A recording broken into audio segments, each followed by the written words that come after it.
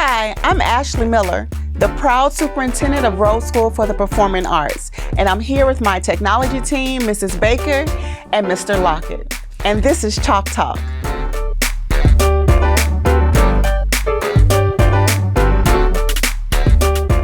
So today we're going to be talking about cybersecurity, which is like a hot topic now since everyone is, doing class online. We're having Zoom meetings.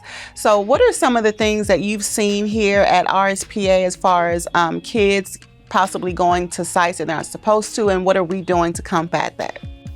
At the Rhodes School, we are using a program that is a purchased program that helps us to monitor and filter the students. We're monitoring them first by you have to be a Rhodes School scholar in order to log into one of our school devices. This helps protect it. Our purpose is to keep these children safe. We want our scholars to be searching where they need to learn, but we don't want them going places that they shouldn't. Our filters can be set up according to category.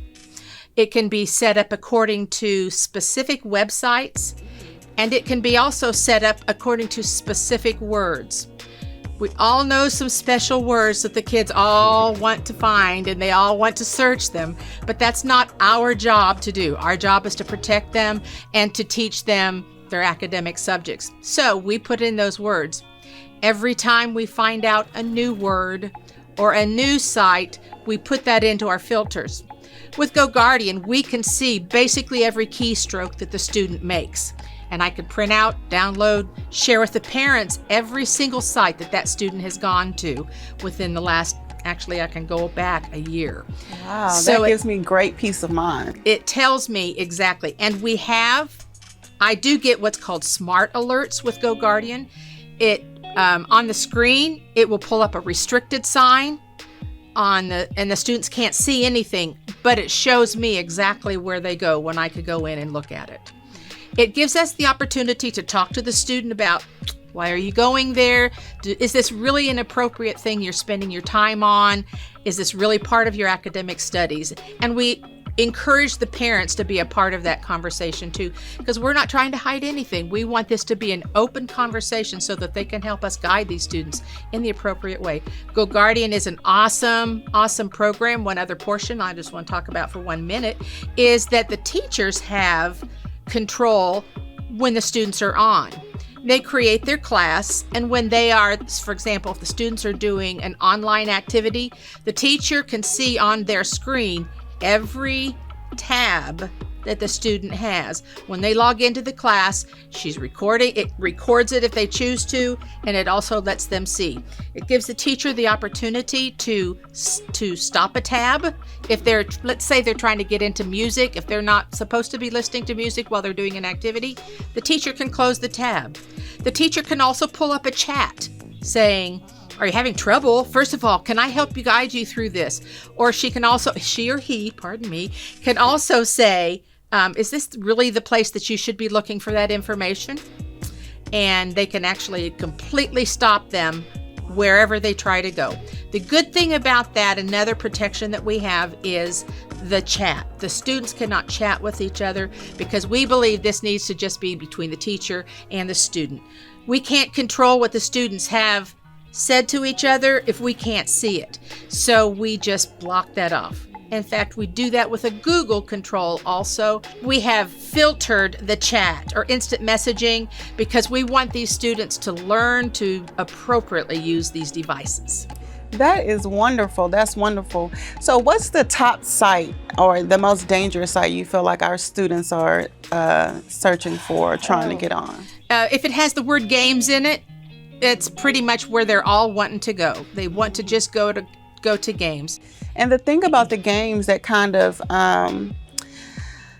worries me is that those chat boxes on the games and, who knows who they are chatting with. So, yeah, it's kind of dangerous. We also have a filter on YouTube to an extent that students cannot go to certain places on that. If a teacher has a lesson in YouTube has a plethora of educational sites to go to. We still want that to be open to them, but if it is in one of our categories or it might contain one of the words that we have filtered, If the teacher sends me the URL, it goes through our vetting process, which means we go into the site, we click through it to see if there's any Trojans, if there's any other ways that this site will take the student to another place that is not appropriate. And we have found some, and we just ask the teacher if they could please find an alternative site for them to go to, because we want to protect those kids. Wow, that's amazing. And with the summer coming up, now it will be up to the parents to kind of prevent their child from going to certain sites. And I know nowadays kids have an iPhone, a tablet, smartwatch, AirPods. I mean, so many things. So what can we do at home? So we can start off by doing like a web filter. Okay. So web filter kind of blocks out, basically like what Ms. Baker was saying. Everybody has a web filter. Comcast comes with it. A lot of people just don't know, but it's free. So you can, you just log into your modem and just follow the prompts. It's real easy to tell you, like, if you want to block certain stuff, if it's age appropriate. They also have a few extensions on for like the cell phones and other tablets, just in case you're not at home or your network. You can do things like Block C, and Google has it as well. So parental control, iPhones have them, Androids have them. Everybody pretty much has parental controls. You can also Google search parental controls, and a whole bunch of free ones will come up. So this is a very interesting topic to me. So can you kind of think of any programs just off the top of your head that could be good for parents to use? Because I'm going to go home and research this right now. So as far as, like Ms. Baker said, Go Guardian, it's not free, but that's the best one. Okay. Because they have an active search, so they always, when new stuff come out, they always put it in a database, so it'll keep it up to date as far as what the kids are searching. And so Go Guardian is one of the best ones. Oh, so Go Guardian can be used with parents or, Correct. in a business. Great. Correct. So Go Guardian works. Apple has screen time, and that's basically where you can control the screen on any Apple device from the parent's phone. So if a kid tries to download, spend money, that's always a good one. The kids will run your credit card real fast. Yes. If my son orders Sing 2 again. Right. V-Bucks, everything. So you can actually control that with the screen time. So screen time's a good one. Go Guardian. Do you have any, Ms. Baker, that you know of? For parental controls? Correct. I think it's more so just about being aware. Yes. Having the computer out where you can see it all the time. It's that secret time or the secret place. Phones really shouldn't be charged in the bedroom. They need to be charged out in the living room where the parents, talk to your kids about their phone's password. You need to go in and look at it, because if they go into it once, that's shame on me. But if they go into it a second time, it's a shame on you, so that you can stop it. You need to be the line of defense. You're the one. We talked earlier about just being the first line of defense. And don't rely on all of these things. Even with Go Guardian, words slip through.